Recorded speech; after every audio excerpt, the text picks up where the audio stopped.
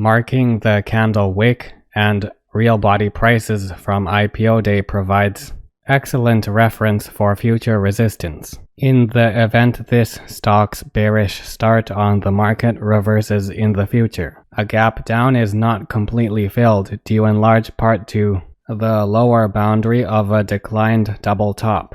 In any case, there is firm resistance at this approximate area of clear bearish context. There is indeed good use of the candle from IPO day, as there is delay from expected resistance prior to the gap up near July. More recently, there is classic roll reversal for firm support.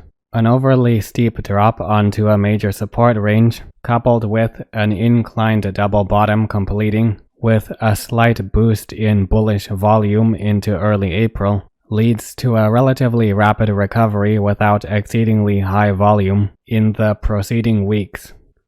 The uptrend line from this formation will be helpful in gauging the progress of any major corrections in the future. Similar to the IPO range, the flat top near record highs in 2019 marked a defined range of resistance to slow down the aggressive uptrend, stemming from the inclined double bottom. Bullish spikes in early May made all the difference in adding to the firm support offered by the previous resistance range in the 60s. This halted a short-lived downswing that quickly subsided due to decreased bearish volume approaching June. There are some sizable corrections later on, but periodic spikes in bullish volume along with the influence of the uptrend line's trajectory continues to counter later short-lived bearish spikes in the ongoing climb to record highs. From this longer-term view, the chart looks very stable, but in the short term, trading is highly volatile with the sharp bullish and bearish fluctuations.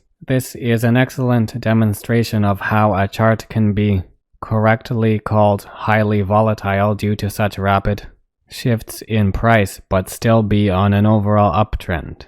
Remember, volatility simply refers to the more significant and rapid fluctuations in price and can take place during bullish, neutral, and bearish periods. However, it is most commonly associated with bearish periods.